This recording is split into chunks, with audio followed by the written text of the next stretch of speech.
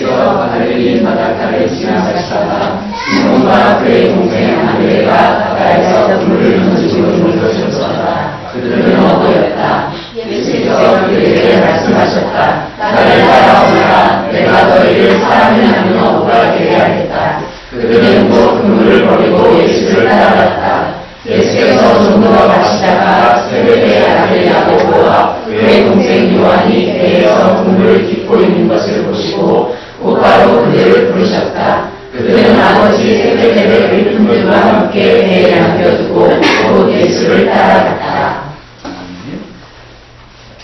우리 주나님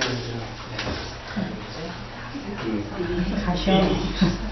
이리 갔습니까? 기도하고요. 기도하겠습니다. 하나님 아버지 은혜 감사합니다. 오늘 하나님께서 저희를 부르셔서 하나님의 생명의 말씀, 진리의 말씀, 또 은혜의 말씀을 듣게 하신 거 감사합니다. 말씀을 들을 때 우리의 마음을 열어주시고 하나님의 말씀이 우리의 마음판에 새겨지는 귀한 말씀이 되게 하사 우리의 마음 속에서 말씀 들을 때 하나님 잘 풀어줘서 30배, 60배, 100배의 연을 맺는 마음밭이 되게 하여 주옵소서. 그것을 간절히 원하고 예수 이름으로 기도합니다.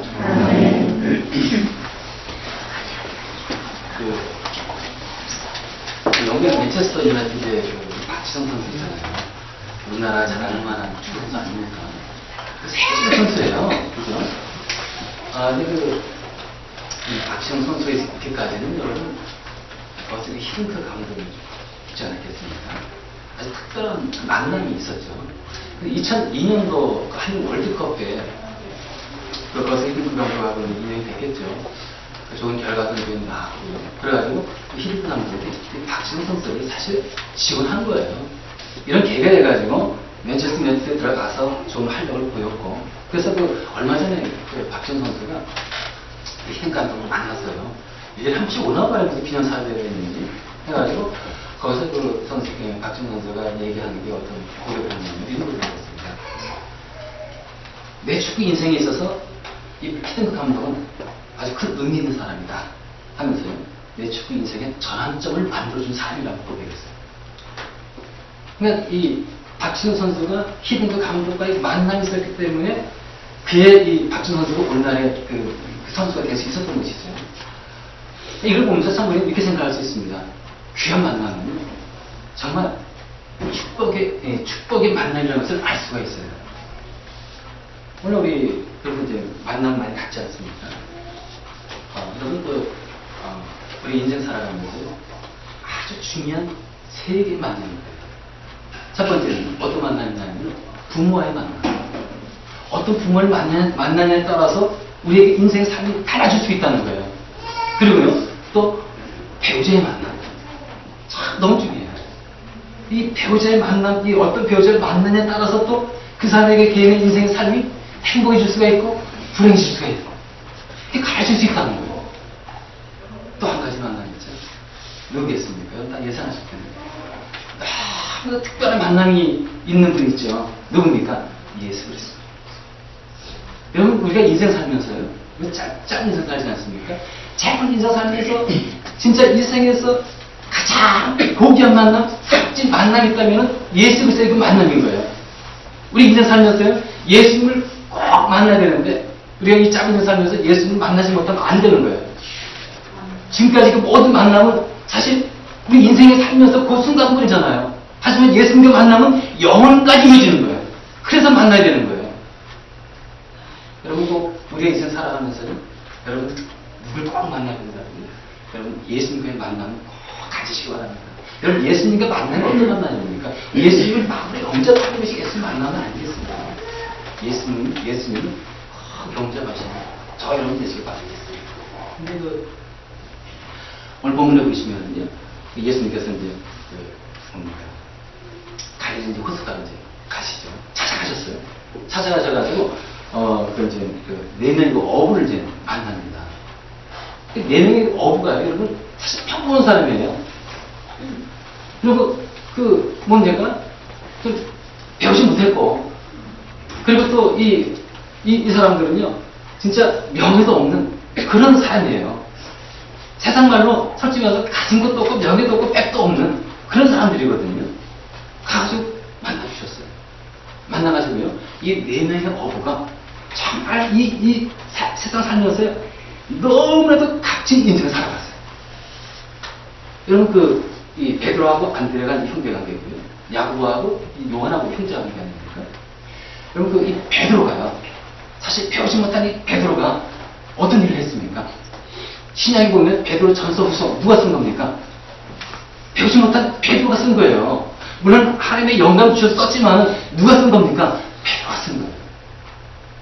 그리고 이제 이 베드로가 성령 쭉 많아가지고요, 예루살렘에서 있는 수많은 사람들한테 이 말씀을 복음을 선포했거든요. 근데 3,000명이 회개하고 구원을 얻었어요. 30명도 아니고 300명도 아니고요, 3,000명이 거기서 그 자리에서 회개하고 예수를 믿었다니까요. 누가 설계했습니까? 베드로. 뿐만 아니죠. 성전 민문에 앉아있는 그 앉은댕이를 그냥 예수 이름으로 고쳐주지 않습니까? 그러니까 베드로는요, 진짜 이 예수 만나서 능력 있는 인생을 살아간 거예요. 예수 만나지 않았다면 이 베드로는 어떤 인생을 살아가는 겁니까? 한낱 업으로 살아가는 거예요.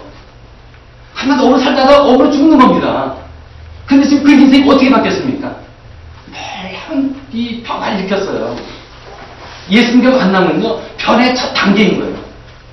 그리고 또 이제 안드레도 그렇지 않습니까?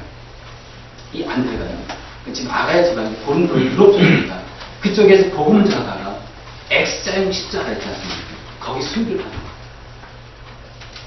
그리고 또 이제 야고보는 또 어떻습니까? 이 야고보는요, 여러분, 신약에 들어서서 최초의 순교자예요. 최초의 순교자. 누굽니까? 야고보. 뿐만 아니죠. 이 요한은 또 어떤 일을 했습니까? 요한복음, 요한일서, 2서, 3서, 그리고 요한계시록 성경을 쓴 거예요.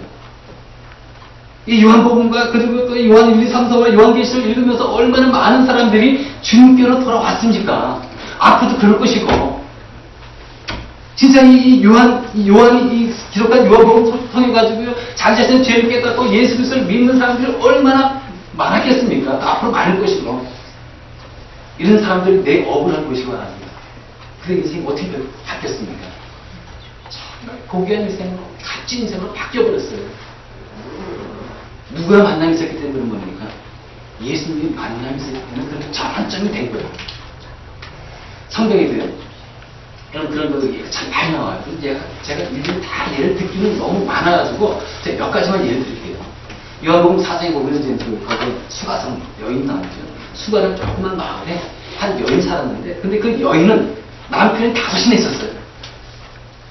좀 부끄럽잖아요. 어떻게 한 여자가 한 남자 살아야 되는데 5 남자가 있었잖아요. 그러니까 좀 부끄러운 삶을 가가지고 부끄러운 여인이에요. 그래가지고 배낮에 사람들이 많은데 그 어느 그 배낮에 와가지고 물을 길러 우물에 온 겁니다. 근데 그 우물가에 누가 앉아 있었습니까? 예수님 앉아 있었어요. 예수님을 만난 거예요. 이 여인을 먼저 말을 걸었죠. 예수님이. 거기에서 이 여인이요, 예수님과 만남 통해서 자신이 지나는 이 부끄러운 삶을 완전히 벗어버리고요, 동네에 가서 예수님을 전하는 이런 여인이 되는 거예요.